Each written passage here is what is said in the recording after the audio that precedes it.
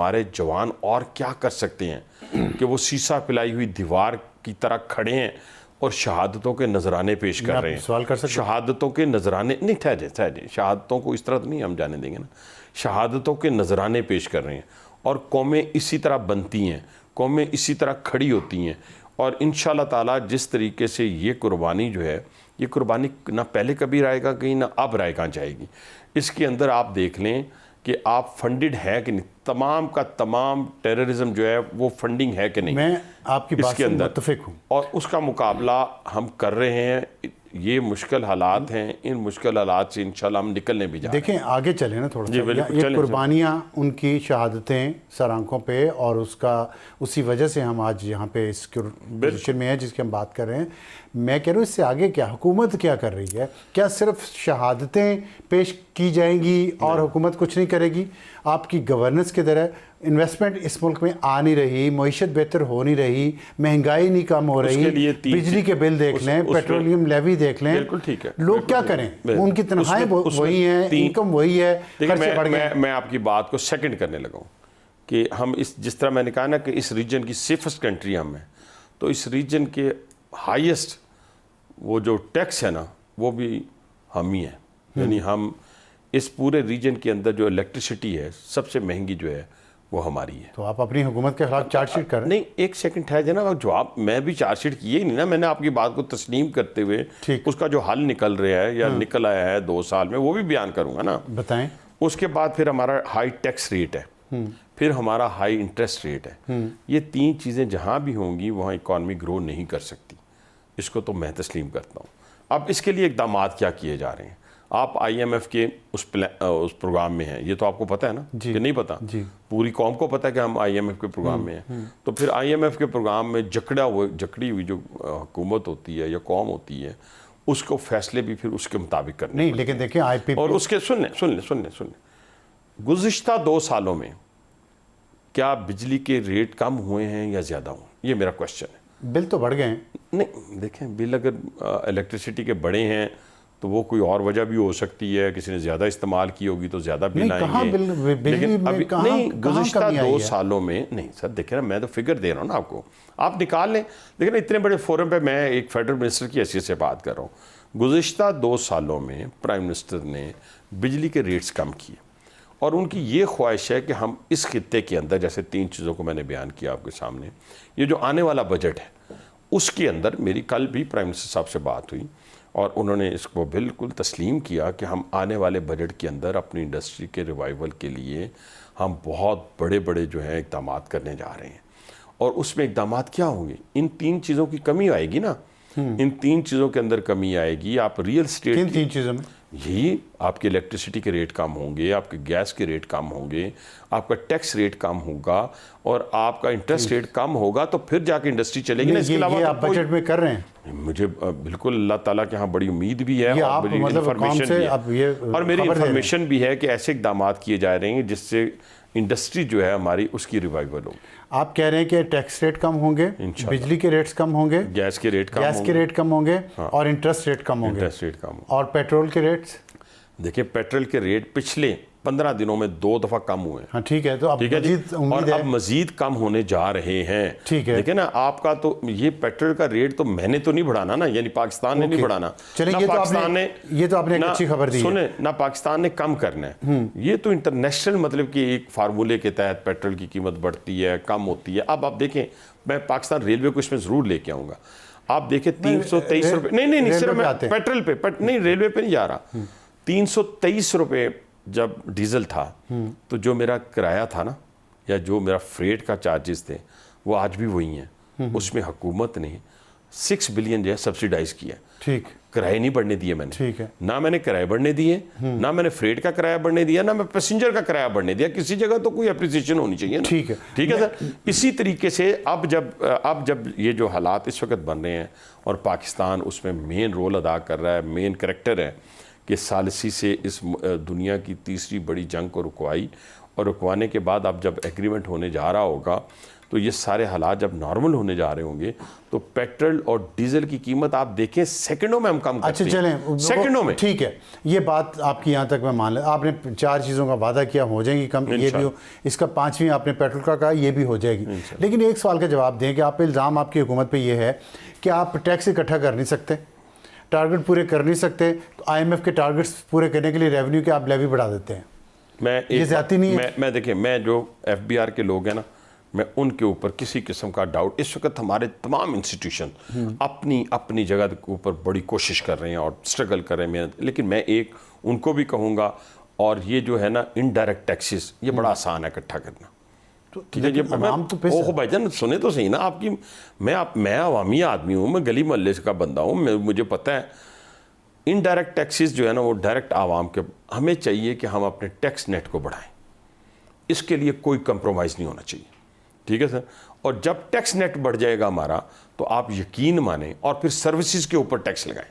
Tax net, ٹھیک ہے جی, اور یہ بڑا آسان ہے کہ آپ کی سیلری میں سے کٹ جائے. آپ کے تاجر طبقے سے آپ کا تعلق ہے. جی.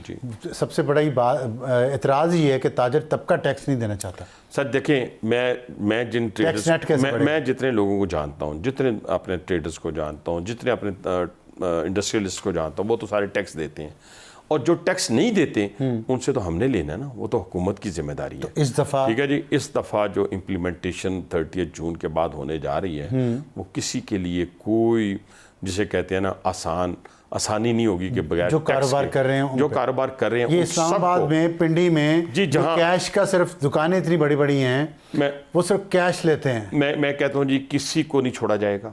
یہ فیصلے کر کے قومیں بنتی ہیں, یہ فیصلے کر کے. ابھی دیکھیں پنجاب کے اندر جتنے ڈیسیجن ہوئے ہیں, جتنے, میں کسی جگہ اگر کوئی سڑک بننی ہے, کسی جگہ بازار نے آپ لفٹ ہونا ہے, کسی جگہ ٹیکس لینا ہے, کسی جگہ کوئی چیز, کوئی کسی قسم کی پولیٹیکل انٹرفیئرنس نہیں ہے. ٹھیک ہے سر, اسی طرح مرکز کے اندر کسی قسم کی کوئی جو پالیسی جو طے ہوتی ہے, جو کیبنٹ اپروو کرتی ہے, اس کے اندر نہ حنیف عباسی کچھ کر سکتا ہے, نہ کوئی اور کچھ کر سکتا ہے. ملک اور قومیں اسی طرح بنیں گی جب ہم اپنے ڈیسیجن لے کے ان کو امپلیمنٹ کروائیں گے, ان پہ کھڑے رہیں گے. ٹھیک ہے, آپ کی بات, آپ نے معیشت کی بات کر لی, گورننس پہ آپ اپنے دل پہ ہاتھ رکھ کے بتائیں, آپ گورننس کا جو نظام ہے پاکستان کا اور صوبوں کا, جس میں ایماندار آدمی کو, ٹیکس پیئر کو مشکلات کا سامنا کرنا پڑتا ہے اگر وہ ٹیکس نیٹ میں آ جائے تو, یا قانون پہ چلے, لیکن جو غیر قانونی کام کرتے ہیں, جو بدماشی کرتے ہیں, وہ یہاں پہ فلرش ہوتے ہیں. کیا یہ نظام, آپ اس سے مطمئن ہیں؟ دیکھیں نہیں سر, مطمئن آپ مجھے کہہ دیں کہ میں زبردستی کہ میں مطمئن ہو جاؤں, اور میں 4 سال آپ لوگوں کو ہو گئے حکومت میں. دیکھیں سر, عوام کدھر کس سے دیکھیں, میں پھر بار بار وہی مثال دیتا ہوں کہ ایک پیشنٹ جو ہے نا, وہ آپ کوئی 14 ایسے اناڑی ڈسپینسر سے آپ کروا کے علاج, تو آپ مین سرجن کے پاس آئے ہیں جس کا نام ہے شہباز شریف. ٹھیک ہے نا, اس پیشنٹ کو ٹھیک کرنے کے لیے دن رات محنت کرنی پڑ رہی ہے. وہ یہ نہیں تھا کہ پہلی دفعہ ہی آیا تو اس نے ڈائگنوز کر لیا, وہ تو پتہ نہیں کہاں سے. فارن افیئرس میں بڑا اچھا کام کیا ہے, لیکن اندرونی میں یہاں آپ نے اتنی دنیا میں عزت کمائی ہے, فارن پالیسی نہیں ہے نا. فارن پالیسی کی بات اگر آپ نے کی ہے نا سر, آج آپ کو دنیا کیا کہہ رہی ہے اس کی, دیکھیں یہ معمولی بات نہیں ہے نا. یہ اربوں ڈالروں والے کہاں گئے, کھربوں ڈالروں والے کہاں گئے. میری بات سنیں, ہمیں آج کیا ہے, ایک فکرہ کہنے دیں, ایز اے پراؤڈ پاکستانی ایک فکرہ کہنے دیں کہ آج آپ کو USA, Russia, China, central Asia, اور آپ کو مڈل ایسٹ اور یورپی یونین کہہ لیں, آپ کو سب کہتے ہیں کہ ہم ایک ایسا ملک دنیا کے اندر موجود ہے جس کی ثالثی کے اوپر تمام ملک جو ہے متفق ہیں, اور کہہ رہے ہیں کہ وہ کردار ادا کیا ہے پاکستان نے جو دنیا کی پچھلی 500 سالہ تاریخ میں, دنیا کی پچھلی 500 سالہ تاریخ میں دنیا بٹی ہوئی تھی بلاکس میں.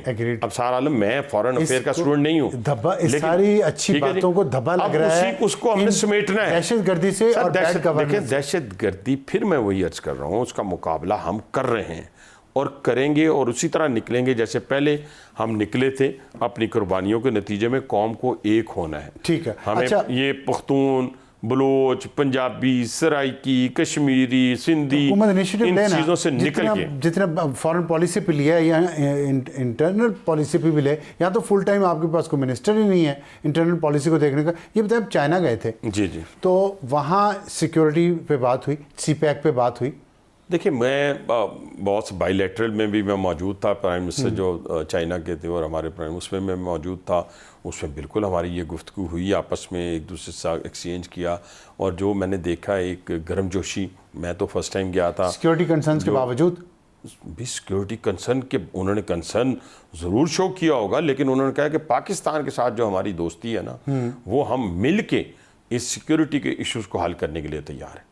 अच्छा, ये बात हुई है? ये उन्होंने बात की है कि हम मिलकर तो इसको इनको हम करेंगे। ये मुझे नहीं पता, लेकिन ये बात ज़रूर हुई है कि हम मिलके पाकिस्तान का दुश्मन चाइना का दुश्मन, तो चाइना का दुश्मन, चाइना के अंदर भी आपको पता है इश्यूज चल रहे हैं, तो पाकिस्तान का दुश्मन।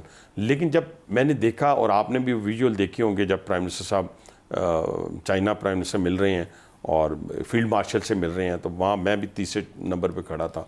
तो जिस गर्मजोशी के साथ और जिस तरीके से साथ एप्रिसिएशन थी, वो मुझे खुद बताते हैं कि ये जो बॉडी लैंग्वेज, पहले हमारा तो 75 साल से दोस्त है वो। प्राइम मिनिस्टर ने ये बताया आपको? नहीं, मैं खुद देख रहा था, मैं खुद वहाँ खड़ा था ना। 75 साल में ये 75 साल में हमारी दोस्ती है ना, ये तो कोई हमारा तो टाइम टेस्टेड मतलब के दोस्त है, कोई इसमें कोई शक, कोई शुबा नहीं है। लेकिन जो गर्मजोशी इस वक्त थी, वो शायद उससे पहले भी होती होगी, लेकिन इस दफ़ा वो एक विनर की हैसियत से देख रहे थे। ठीक है, चलिए, गर्मजोशी थी वहाँ पे, इसका पाकिस्तान को CPEC 2 में कोई होगा? चला रहे हैं कि नहीं चला रहे? कि अभी वो तो CPEC 2 पे भी इत्फाक हुआ है जी। और B2B, बिजनेस टू बिजनेस जो है, वो भी बहुत बड़ी कॉन्फ्रेंस वहाँ पे हुई हांगजू में, जहाँ पे मैं मौजूद था, जहाँ पे चाइनीज़ भी मौजूद थे, ठीक है जी, और पाकिस्तानी इन्वेस्टर्स भी मौजूद थे। वहाँ पे मेरा ख्याल है कोई 16 से कोई 20 के करीब एग्रीमेंट जो है, MOU नहीं, एग्रीमेंट साइन हुए हैं। ठीक है। तो इस वक्त पाकिस्तान उनके लिए ऐसा मुल्क है, अब हम दूर बैठे तो कहते रहते हैं चाइना में इस वक्त लेबर नहीं मिल रही, आप ज़हन में रखिएगा। और इस वक्त पाकिस्तान चीपर कंट्री है इस पूरे एरिया के अंदर, जहाँ पे आकर वो चीपर कंट्री मींस मतलब कि आके वो लेबर सस्ती है, ठीक है ना जी। तो वो पाकिस्तान ने उनको ऑफ़र किया कि आप इंडस्ट्री लगाएं और इस इंडस्ट्री के अंदर हमें मौके मिलेंगे अपने लोगों को खपाने। अब आपकी वजारत CPEC 2 में ML1 मेन लाइन रेलवे की जो है कराची टू पेशावर, वो बहुत बड़ा प्रोजेक्ट था लेकिन नहीं हो सका, तो अभी भी वो नहीं हो रहा।